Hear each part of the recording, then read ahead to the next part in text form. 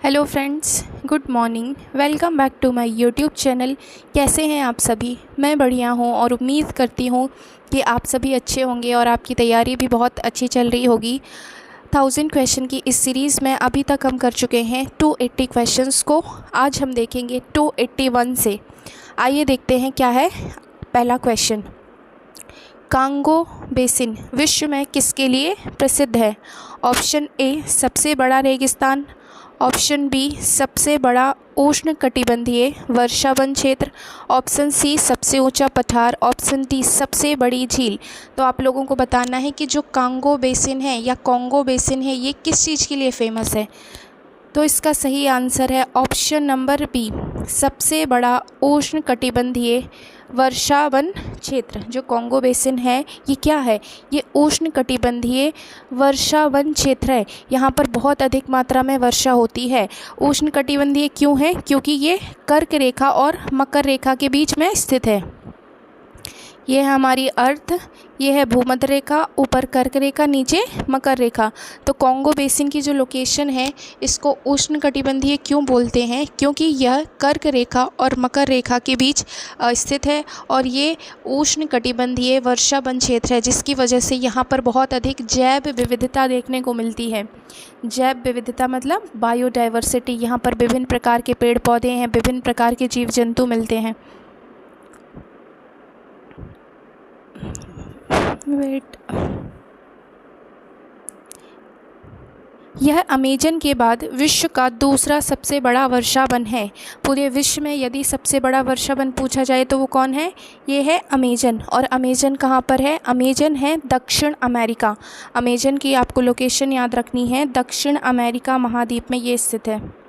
Amazon की यदि बात करें तो ये कौन से महाद्वीप में है? ये है दक्षिण अमेरिका महाद्वीप। और जो ये आपका कौन सा है? कॉन्गो, तो ये दूसरा सबसे बड़ा है। यहाँ गौरिल्ला और ओकापी जैसी दुर्लभ प्रजातियाँ पाई जाती हैं। भारत का कॉफ़ी बेल्ट किस क्षेत्र को कहा जाता है? कॉफ़ी बेल्ट का मतलब है जहाँ पर अधिक मात्रा में कॉफ़ी का उत्पादन किया जाता है। अभी कल हमने एक क्वेश्चन देखा था कि किन अक्षांशों के बीच है कॉफ़ी बेल्ट। जो हमने देखा था तो वो था 10 डिग्री से 30 डिग्री, 10 डिग्री से 30 डिग्री उत्तरी और दक्षिणी अक्षांश में हमने देखा था कि कॉफ़ी बेल्ट, जो दुनिया का कॉफ़ी बेल्ट है वो किन अक्षांशों के बीच स्थित है? तो 10 से 30 डिग्री उत्तरी अक्षांश एवं दक्षिणी अक्षांश के बीच। अब इन ऑप्शन में से आपको बताना है कि किसे कहते हैं भारत का कॉफ़ी बेल्ट। तो ये कहते हैं कर्नाटक, केरल एवं तमिलनाडु।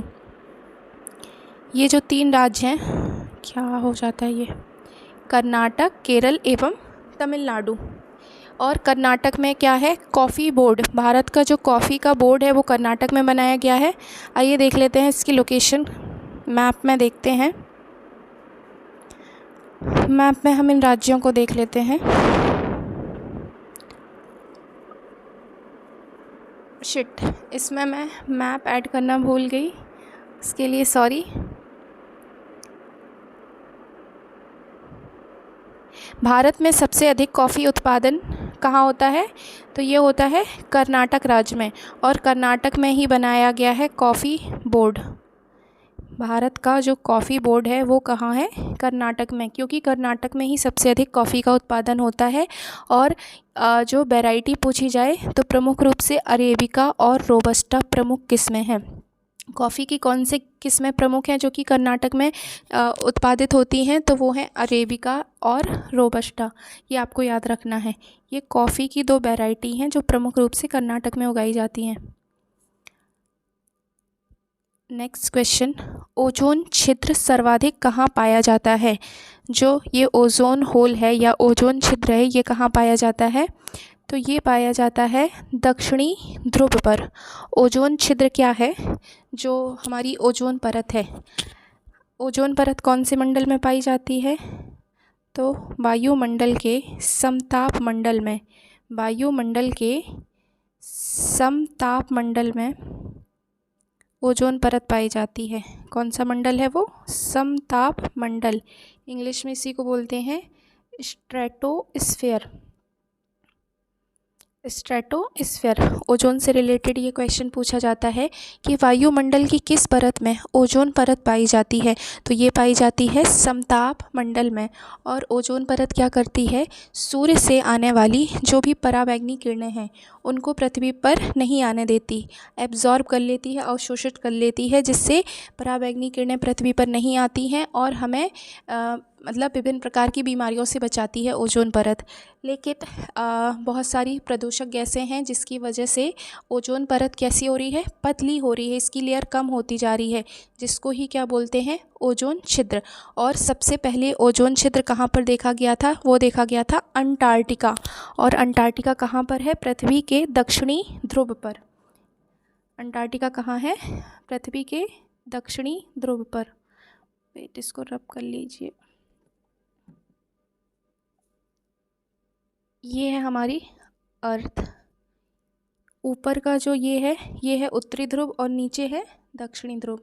ऊपर कौन सा ध्रुव है, उत्तरी ध्रुव, यहाँ पर हमेशा बर्फ़ जमी रहती है। और नीचे वाला है दक्षिणी ध्रुव, और यहीं पर है अंटार्कटिका, दक्षिणी ध्रुव के पास ही है अंटार्कटिका। तो ओजोन छिद्र सर्वाधिक कहाँ पाया जाता है, अंटार्कटिका में। यह क्लोरोफ्लोरोकार्बन के कारण होता है।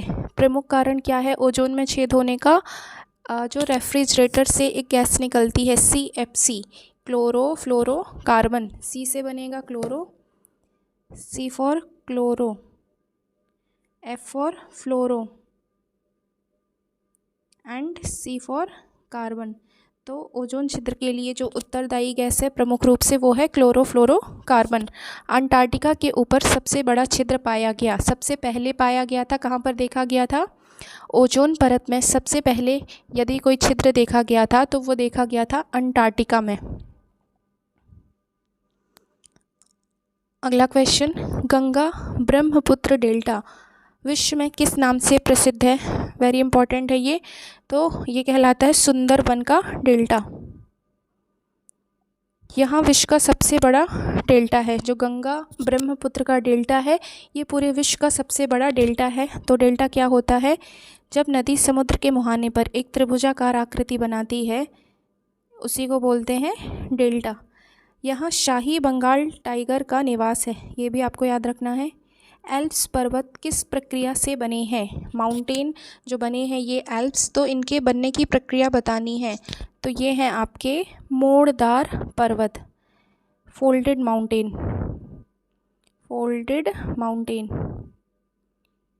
और एल्प्स पर्वत कौन से महाद्वीप में है, यह यूरोप का प्रमुख पर्वत क्षेत्र है। एल्प्स कौन से महाद्वीप में है, यूरोप में। ये आपको याद रखना है कि एल्प्स पर्वत है यूरोप में। यह टैथिस सागर के अवसादों से बना है। ये कैसे बना है, टैथिस सागर के अवसादों से बना है। जो हमारा हिमालय पर्वत है ये भी क्या है, नवीन वलित मोड़दार पर्वत। रेत के टीलों को वैज्ञानिक रूप से क्या कहा जाता है, जो रेत के टीले होते हैं इनको साइंटिफिक लैंग्वेज में क्या बोलते हैं, तो ये कहलाते हैं ड्यून्स। इंग्लिश में इनको बोलते हैं ड्यून्स। ये साइंटिफिक लैंग्वेज में जो रेत के टीले बन जाते हैं उनको बोलते हैं ड्यून्स। ये हवा द्वारा रेत के जमाव से बनते हैं। आप लोगों ने देखा होगा रेगिस्तान में ऐसे रेत के टीले बन जाते हैं।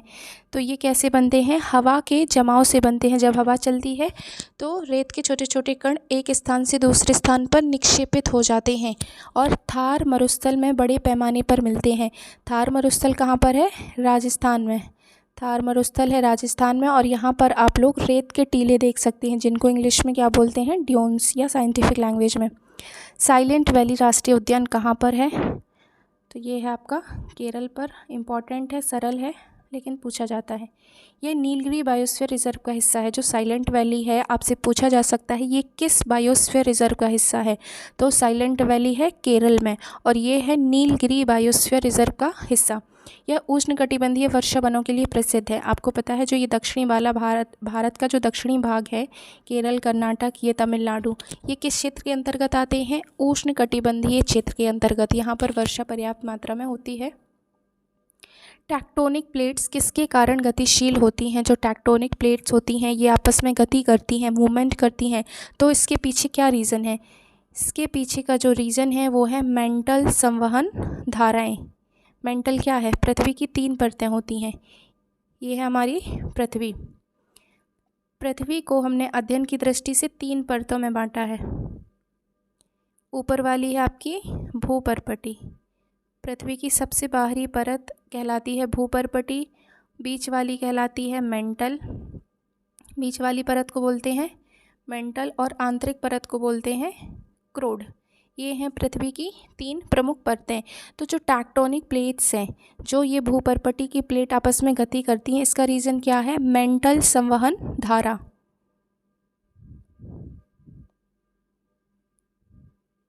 अगला क्वेश्चन, डार्विन का फिंच किस क्षेत्र से संबंधित है? डार्विन ने किस द्वीप पर स्टडी की थी? तो वो गए थे गैलापैगोस द्वीप पर।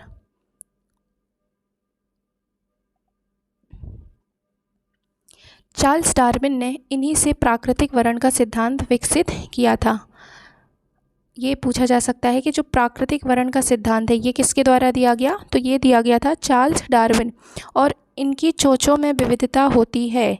इन्होंने बताया था जो पक्षियों की विभिन्न प्रकार की चोंच होती है, ये अलग अलग क्षेत्रों में पाए जाने वाले पक्षियों की अलग चोंच होती है, क्योंकि वहाँ पर उनको अलग प्रकार के फल मिलते हैं, अलग प्रकार के जिनके शिकार होते हैं। ताप्ती नदी का उद्गम स्थल कहाँ पर है? तो ये है सतपुड़ा। ताप्ती नदी का उद्गम है सतपुड़ा। यह खंभात की खाड़ी में गिरती है नर्मदा नदी और ताप्ती नदी, 2 नदियां हैं जो कि पश्चिम की ओर बहती हैं। कार्बन क्रेडिट किससे संबंधित है? कार्बन क्रेडिट क्या है? ये आपका रिलेटेड है प्रदूषण के नियंत्रण से। यह ग्रीन हाउस गैस उत्सर्जन को कम करने का उपाय है।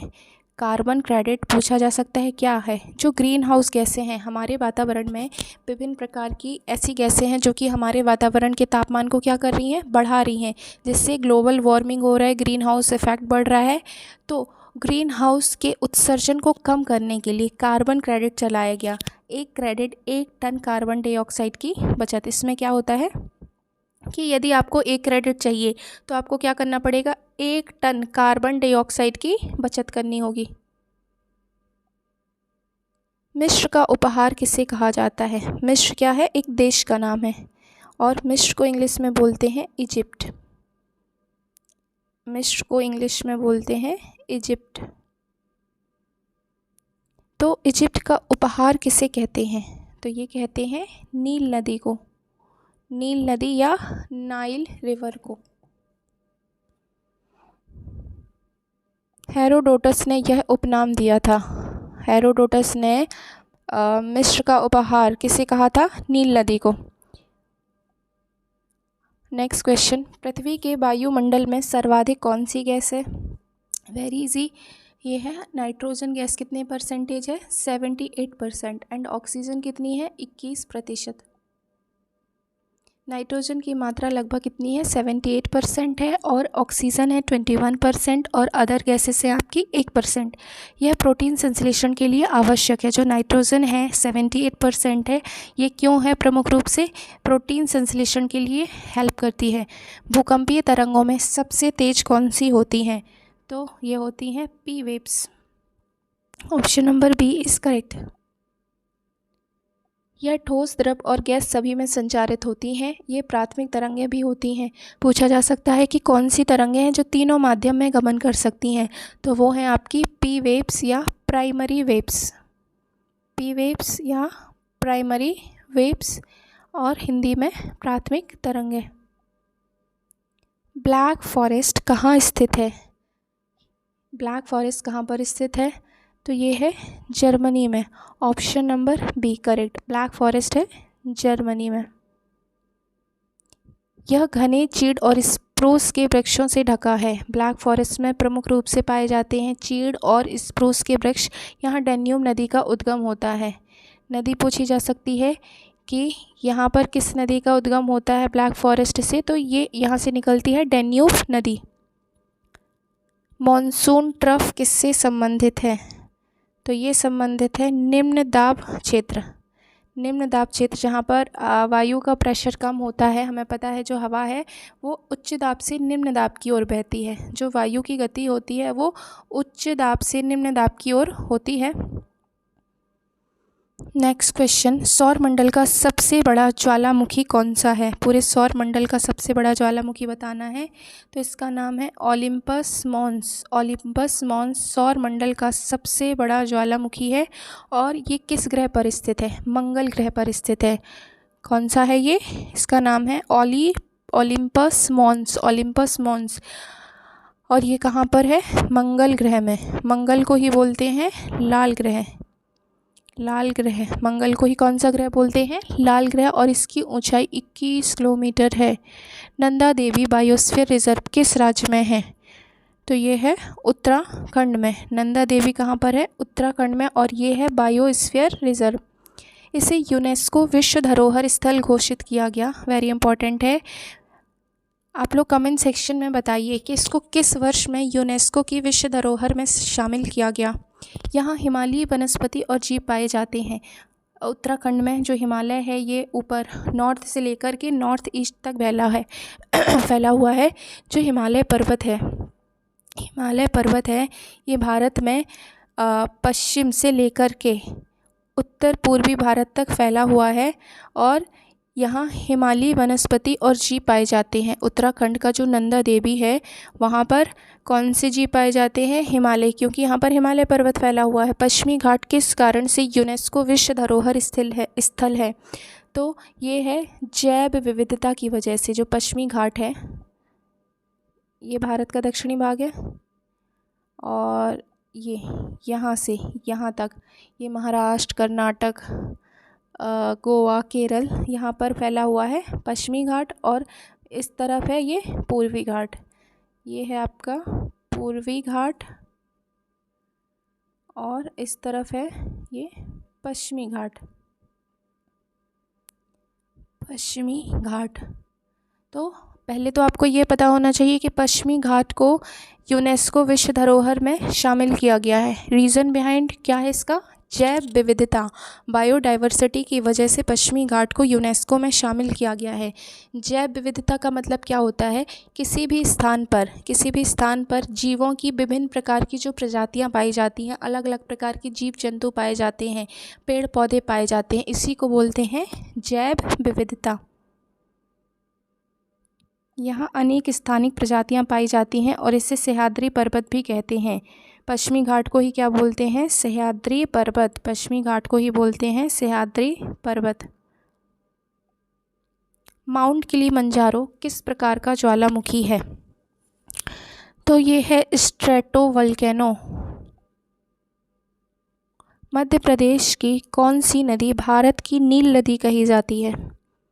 वेरी इंपॉर्टेंट है कि भारत की नील नदी, हाँ, और नील नदी कहाँ पर है? अभी हमने एक क्वेश्चन पढ़ा था कि जो नील नदी है उसको मिस्र का उपहार कहते हैं, और ये किसने कहा था? हेरोडोटस ने कहा था। तो मध्य प्रदेश की कौन सी नदी भारत की नील नदी कही जाती है? तो ये कहते हैं नर्मदा नदी को। और नर्मदा नदी कहाँ से निकलती है? मध्य प्रदेश के अनूपपुर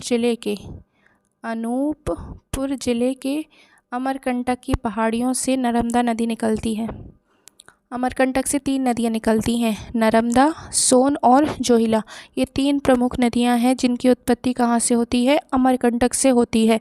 तो मध्य प्रदेश की कौन सी नदी भारत की नील नदी कही जाती है? भारत की नील नदी, बहुत इंपॉर्टेंट है। तो ये बोलते हैं नर्मदा नदी को।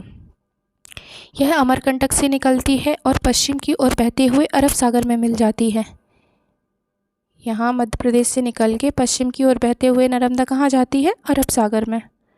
ला नीना घटना का प्रभाव क्या होता है? तो इसका प्रभाव होता है कि प्रशांत महासागर का जल तापमान घटना। तिब्बती पठार को क्या कहा जाता है? तिब्बती पठार को बोलते हैं विश्व की छत। तिब्बत के पठार को क्या नाम दिया गया है? विश्व की छत। यह विश्व का सबसे ऊंचा पठार है। विश्व का सबसे ऊंचा पठार है तिब्बत का पठार, और इसे एशिया का जल वाटर भी कहा जाता है। एशिया का जल वाटर किसे कहते हैं? तिब्बती पठार को। मरुस्थलीकरण मुख्यतः किससे होता है? मरुस्थलीकरण क्या होता है? जहाँ पर बहुत कम मात्रा में वर्षा होती है, जिसकी वजह से वहाँ पर वनस्पतियाँ नहीं पाई जाती हैं। तो इसका रीज़न क्या है? किसी भी क्षेत्र के मरुस्थल में बदलने का प्रमुख कारण क्या होता है? तो ये है वनों की कटाई। जब वनों की कटाई हो जाएगी, और जो वन होते हैं ये वर्षा कराने में सहायक होते हैं, वर्षा में बहुत ज़्यादा हेल्पफुल होते हैं। और यदि वनों की कटाई हो जाएगी तो बारिश बहुत कम मात्रा में होगी, और बारिश नहीं होगी तो वहाँ पर फिर से नए पेड़ पौधे नहीं विकसित होंगे, जिसकी वजह से वो क्षेत्र काय में बदल जाएगा, मरुस्थल में, डेजर्ट एरिया बन जाएगा। अत्यधिक चराई और असंतुलित जो कृषि होती है ये भी एक कारण है। भारत में राजस्थान सर्वाधिक प्रभावित है, और राजस्थान में ही कौन सा मरुस्थल है, थार का मरुस्थल। डेल्टा निर्माण किस प्रक्रिया से होता है, तो ये इसकी जो प्रक्रिया होती है निक्षेपण कहलाती है, इंग्लिश में बोलते हैं डिपोजिशन। डेल्टा निर्माण की प्रक्रिया जब नदी की उत्पत्ति पहाड़ों पर्वतों से होती है और अंत में नदी कहाँ, किसी झील में या सागर में मिल जाती है। जब नदी पहाड़ या पर्वत से निकलती है तो रास्ते में जो भी कंकड़, पत्थर, मिट्टी, बालू, बजरी जो भी चीज़ें मिलती हैं वो अपने साथ बहा कर के लाती है, और बाद में उसको समुद्र के किनारे क्या कर देती है, निक्षेपित कर देती है। क्योंकि समुद्र के किनारे उसका जो ढाल होता है नदी का मंद हो जाता है। जब ढाल मंद हो जाएगा तो वो क्या करती है, जो भी पदार्थ अपने साथ बहा कर के लाई है उनको निक्षेपित कर देती है, जिससे समुद्र के मुहाने पर एक त्रिभुज की तरह आकृति बनती है, जिसको बोलते हैं डेल्टा। डेल्टा की जो आकृति होती है वो कैसी होती है, त्रिभुजाकार होती है। तो डेल्टा निर्माण की प्रक्रिया कैसी है, निक्षेपण से संबंधित है। नदी अपने मुहाने पर गाद जमा करती है। मुहाना का क्या मतलब है, जहाँ पर नदी समुद्र से मिलती है उसी को बोलते हैं मुहाना। और नदी अपने मुहाने पर गाद जमा करती है, जो भी कंकड़, पत्थर, छोटी छोटी बालू बहा करके लाती है उसको मुहाने पर जमा करती है। गंगा ब्रह्मपुत्र डेल्टा इसका सबसे बड़ा उदाहरण है, और गंगा ब्रह्मपुत्र डेल्टा को ही क्या बोलते हैं, सुंदरवन का डेल्टा। सुंदरवन का डेल्टा किन दो नदियों का है, तो ये है गंगा और ब्रह्मपुत्रा का। बायोस्फीयर रिजर्व की अवधारणा किस संगठन ने दी, तो ये संगठन है यूनेस्को। यूनेस्को। कमेंट सेक्शन में आप लोग यूनेस्को का फुल फॉर्म बताइए। जो आपके राजनीतिक संगठन हैं, विभिन्न प्रकार के संगठन हैं, तो उसमें से आपका एक यूनेस्को भी है, और इस का आपको फुल फॉर्म पता होना चाहिए।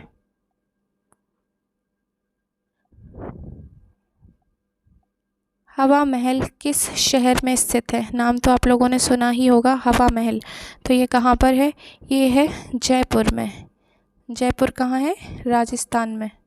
और जयपुर को क्या बोलते हैं, पिंक सिटी बोलते हैं।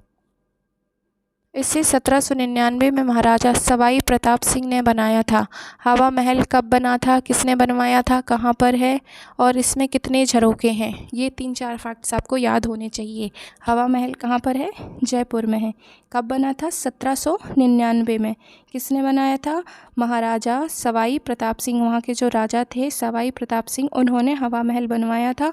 और इसमें 953 झरोखे हैं। झरोखे मतलब खिड़कियाँ। 9 डैश लाइन विवाद किससे जुड़ा हुआ है, तो ये आपका है दक्षिण चीन सागर से। 9 डैश लाइन का जो विवाद है ये दक्षिण चीन सागर से संबंधित है। यह चीन और आसियान देशों के बीच सीमा विवाद है। चाइना और जो भी आसियान देश के मेंबर्स हैं उनके बीच ये विवाद है। 9 डैश लाइन, यह ऊर्जा संसाधन यहाँ पर क्यों प्रमुख है, क्योंकि यहाँ पर ऊर्जा की प्रचुर मात्रा में संसाधन है, जिसको लेकर के यहाँ पर लड़ाई झगड़ा है। थार मरुस्थल का विस्तार किन राज्यों में है, प्रमुख रूप से ये है राजस्थान में, और थोड़ा सा फैला हुआ है गुजरात में। तो 2 राज्य है, राजस्थान और गुजरात। इसका अधिकांश भाग राजस्थान में है और थोड़ा जो शेष भाग है वो गुजरात में है। और थार मरुस्थल को ही बोलते हैं ग्रेट इंडियन डेजर्ट। यही है great Indian desert. Great Indian desert. रोई राइमा पठार कहाँ स्थित है, तो ये संबंधित है ब्राज़ील, वेनेजुएला एवं गुयाना, ये 3 देशों में फैला हुआ है। सो इसका आंसर है ऑप्शन नंबर डी। रो राइमा पठार ब्राज़ील, वेनेजुएला और गुयाना में फैला हुआ है। तो ये थे आज के हमारे most important questions. Next questions को हम अगले वीडियो में कवर करेंगे। Thank you for watching.